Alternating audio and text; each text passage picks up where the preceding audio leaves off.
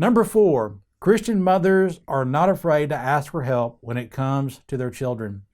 Sometimes things can happen to our lives that leave us destitute. And some people are too prideful to ask for the help that they need. But when a mother loves her children, she will do what it takes to ensure the safety of her children.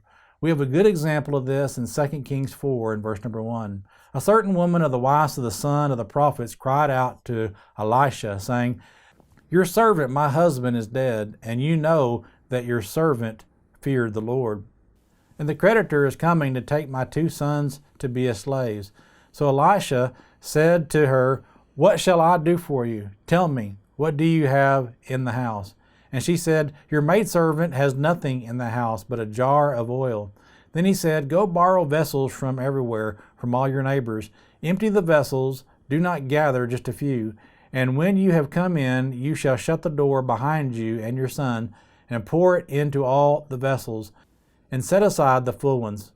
So she went from him and shut the door behind her and her sons, who brought the vessels to her, and she poured it out.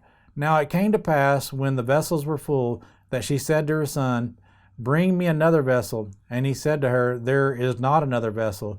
So then the oil ceased. Then she came and told the man of God, and he said, "Go, sell the oil and pay your debt, and you and your son live on the rest." Here we have a mother who had lost her husband, and she was in debt. The only thing that she had to offer was her sons for slavery.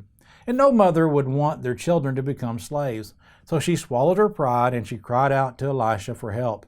And by the power of God, Elisha was able to help this destitute woman. So mothers, don't be prideful when it comes to asking God or others for help when it comes to your children.